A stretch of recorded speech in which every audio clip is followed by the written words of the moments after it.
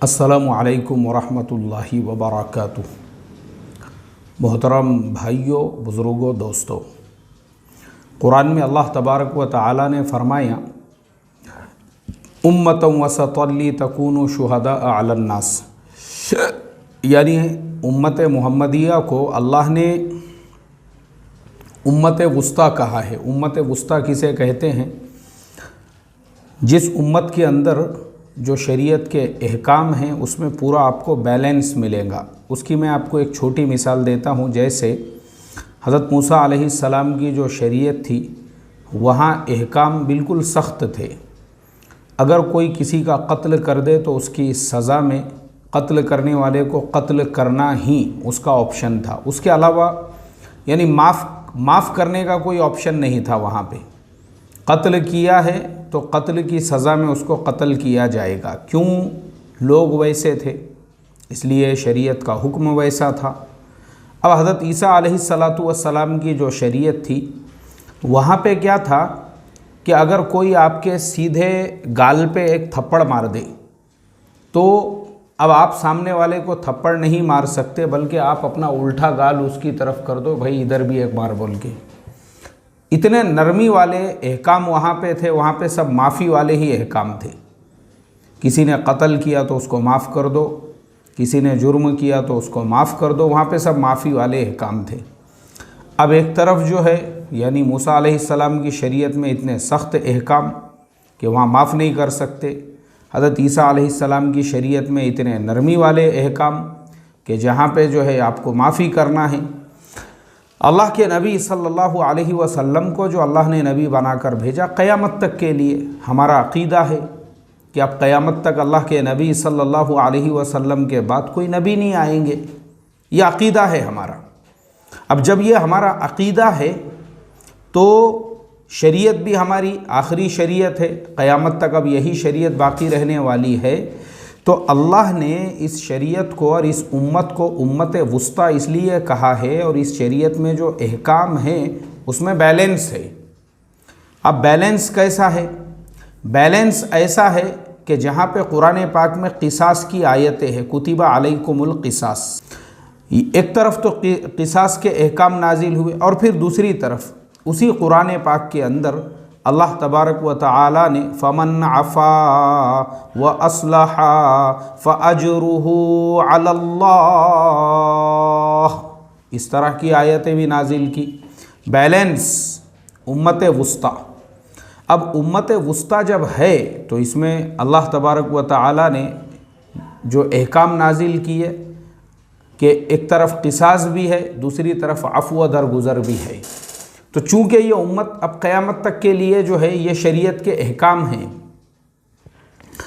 तो ये मुझे शुरू में मिसालें इसलिए देना पड़ी क्योंकि हमारे आज के ज़माने में भी कुछ लोग जो है ना वो या तो इतने कट्टरतावादी है, इतने भी ज़्यादा कट्टरतावादी है कि किसी से एक मर्तबा दुश्मनी हो गई या किसी से किसी एक मामले के अंदर मसला अपना खटक गया, अब क़यामत तक के लिए दुश्मनी, ख़ानदानों तक दुश्मनी, नस्लों तक दुश्मनी। और मैंने इसके अंदर जो है ना बड़े बड़े जुब्बा पोशों को भी, ऐसे जो जुब्बे पहनने वाले हैं मेरे जैसे, ऐसे लोगों को भी देखा हूँ। सफ़ेद चकाचक जुब्बे रहेंगे माशाअल्लाह, और बड़ी बड़ी बातें, बास तो ऐसे है 2-2 3-3 घंटे बयानात भी करेंगे, लेकिन किसी एक मसले में अगर किसी से कुछ इख्तिलाफ़ हो चुका है या किसी से जो है कुछ मामला बिगड़ा हुआ है, क़यामत तक के लिए वैसों से दुश्मनी रखेंगे, उसके बारे में दिल में कीना रखेंगे, उसके बारे में कपट रखेंगे, उसके बारे में हसद रखेंगे, उसके बारे में जलन करेंगे, सिवाय उसकी ग़ीबतों के, सिवाय उसकी बुराइयों के।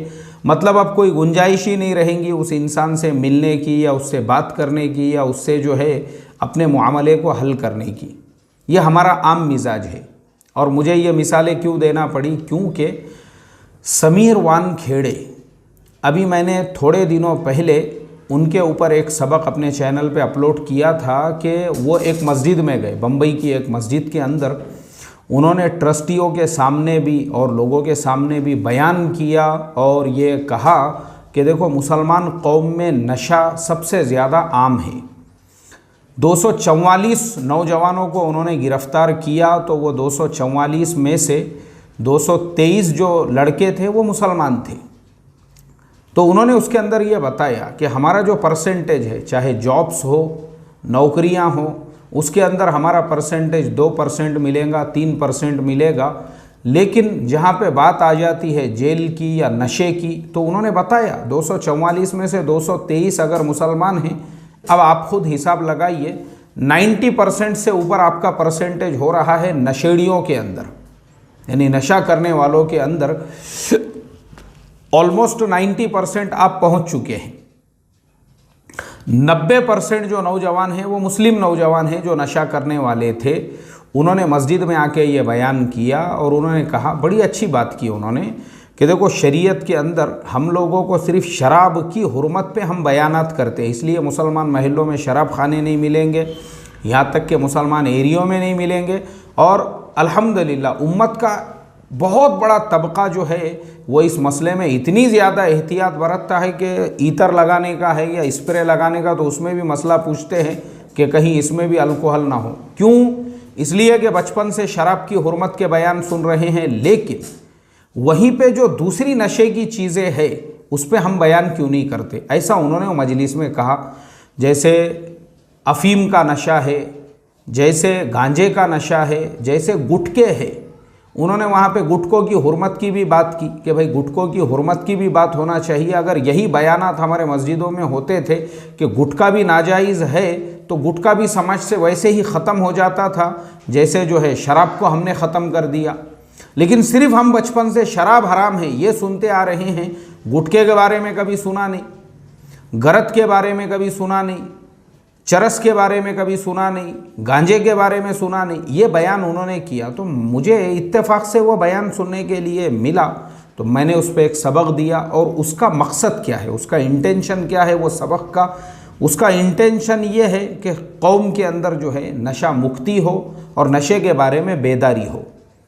अब मसला आया, आर्यन खान के ज़मानत हो गई और समीन वानखेड़े जो है वो नरगे में आ गए। अब उनके ऊपर कार्रवाई जो है, कार्रवाई की तलवार लटक रही है। ऐसे हालात के अंदर मैंने ये देखा हूँ, मेरे वीडियोस के नीचे जो कमेंट करने वाले हैं उनमें वैसे ही मुतशद्दिद लोग हैं, जो मुतशद्दिद, जैसे मैंने कहा ना बनी इसराइल में जैसे मुतशद्दिद थे, जहाँ पे कत्ल की सज़ा में सिर्फ कत्ल है।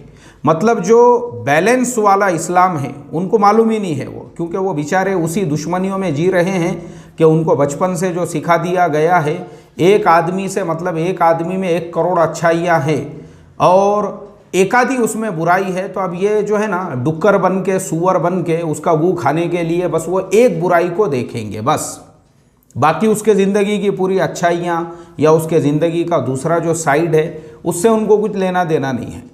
हालांकि हमने इस केस में आर्यन खान की तायद में और तरफदारी में अपने चैनल पे कम से कम 10 से ज़्यादा वीडियोस अपलोड किए और हमने खुद शुरू में ये बता दिया था कि एनसीबी ने किस तरह से साजिश रची है, षड्यंत्र रचा है और कैसे कैसे। आज सुबह में भी मैंने एक वीडियो अपलोड किया जिसमें मैंने बताया कि नवाब मलिक साहब ने इस बात का ऐलान किया कि 26 जो लोग हैं उनको बेचारों को ज़बरदस्ती उन पे झूठे गुनाह और केसेस करके उनको ड्रग्स के केसों के अंदर जेल में डाला गया है। 26 लोगों के नाम के साथ उन्होंने पूरा डिटेल बता दिया।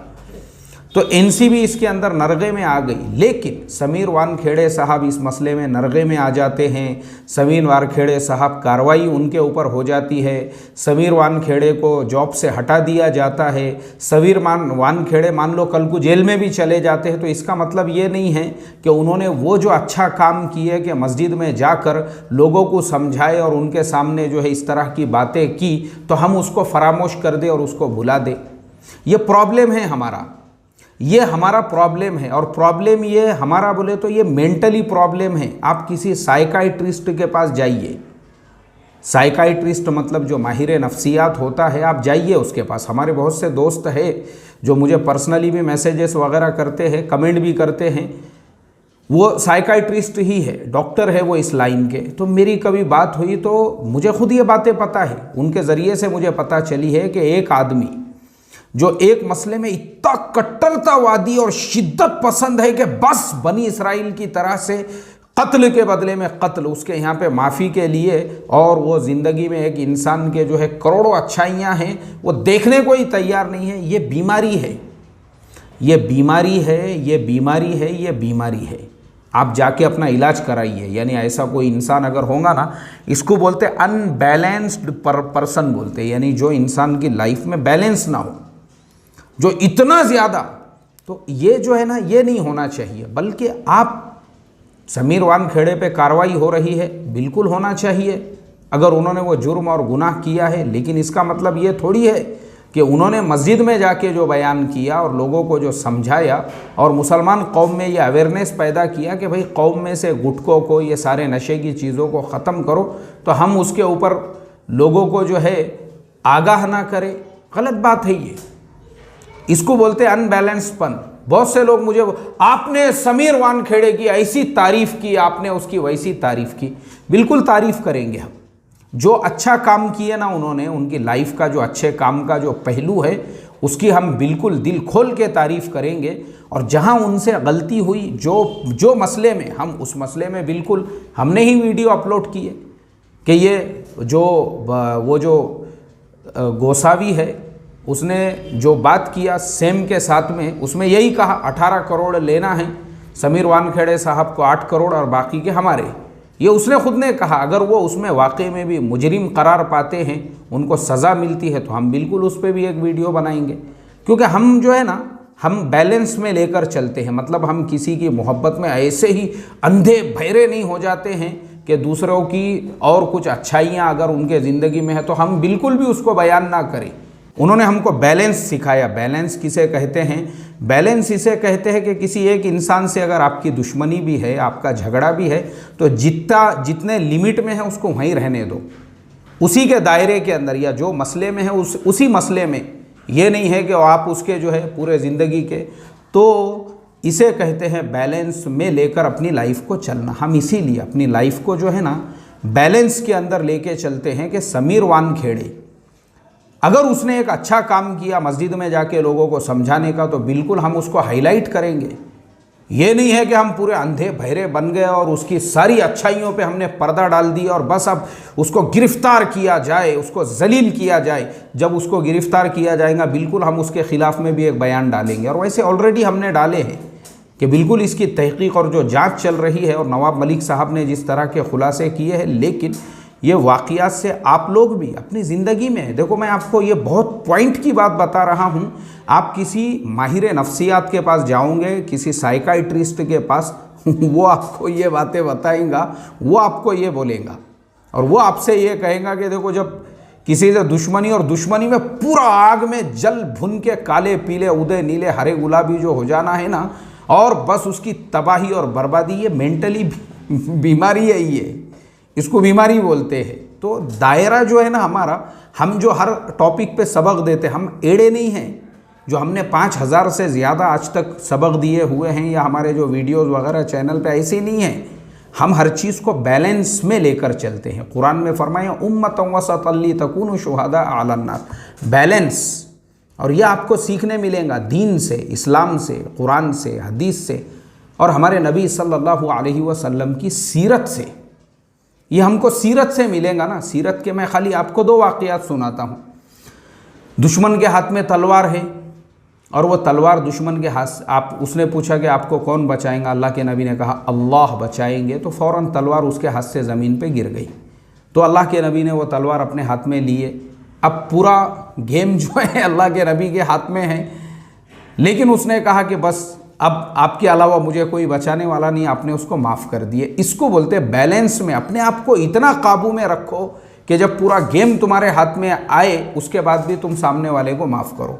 हज़रत अली दुश्मन के सीने पे बैठे हुए हैं और बर्छा निकाल के बस उसकी गर्दन जो है ना, अब उसको अलग करने ही वाले हैं उसके तन से, तो उसने आपके चेहरे पे थूक दिया दुश्मन ने। उसने बोला यार अब आखिरी में कुछ कर तो सकता नहीं, फड़फड़ कर रहा था वो बर्छे से, बस अब उसकी गर्दन अलग करने ही वाले थे, थूक दिया उसने। बोले चलो कम से कम इतना कर सकता हूँ तो करो। वो थूकने की वजह से आप उसके सीने पे से उड़ गए, आपने उसको छोड़ दिया। उसने बोला अरे ये इसमें तो आपको और गुस्सा आना चाहिए था, आपने तो और ज़्यादा ताकत से मेरे ऊपर अटैक करना चाहिए था।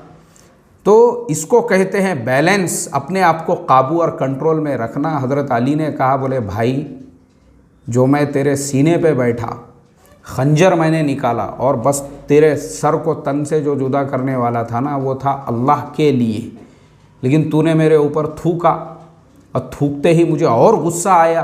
क्यों? इसलिए कि तूने मुझे, मेरा जो सेल्फ रिस्पेक्ट था उसको हट कर दिया।